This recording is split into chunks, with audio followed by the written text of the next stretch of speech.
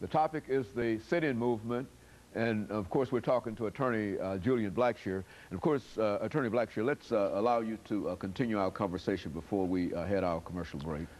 Yeah, I really wanted to emphasize the importance of the fact that there were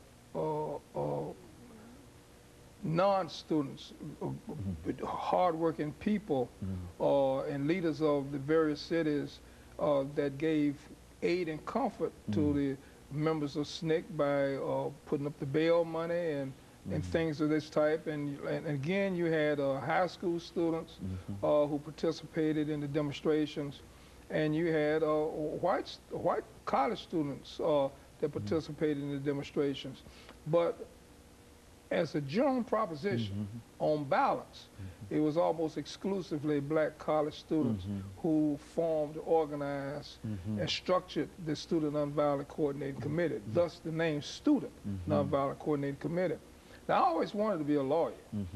I guess I'm one of that rare breed that feels that he was called into the profession as opposed to choosing it. And so to that extent, I'm a natural-born lawyer, as my son would tell me.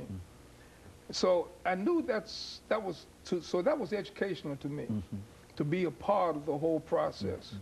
And I now am at a position where I can understand the legal basis for the Civil Rights Act of 1964.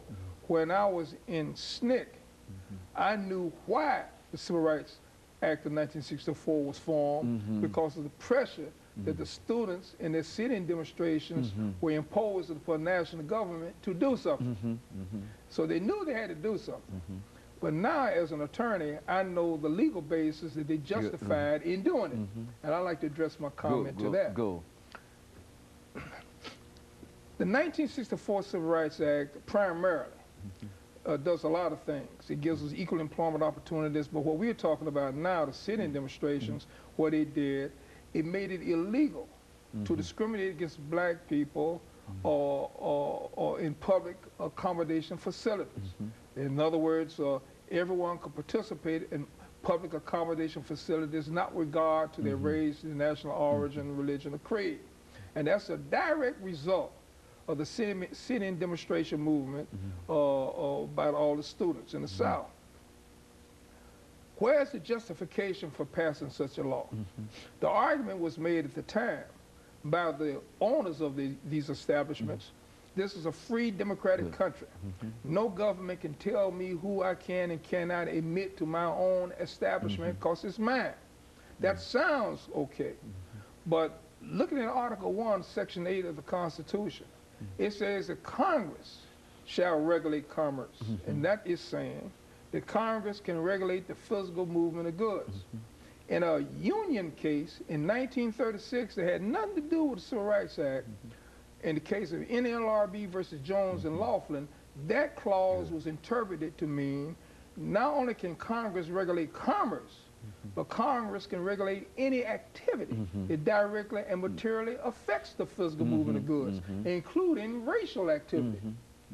If closing down the Heart of Atlanta Hotel because of the sit-in demonstration adversely affects every pen, every toothpick, every roll of toilet paper manufactured in some other state that would have come through commerce to Atlanta, that hotel, if it had not been for the sit-in movement that stopped the hotel from receiving it.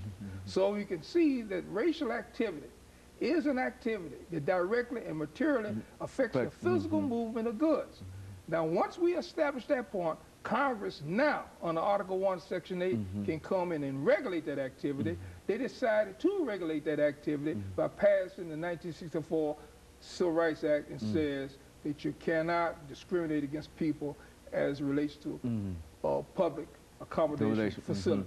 So now, I'm in a perfect position to understand why they felt it necessary to pass such a law, because SNCC was putting that kind of pressure on government to react. But now, as an attorney, I know the legal basis, the justification that was used to make such a law constitutional. It was based upon Article 1, Section 8 of the Commerce Clause. And of course, that's why the Interstate Commerce Commission became involved. Explain how Well, now, commission? ICC is really created to regulate railroads, so it had nothing to do with that. But it can be used for that purpose now. You see. Well, what about buses? When buses? That's the freedom movement. Well, that comes much after the sit-in demonstration.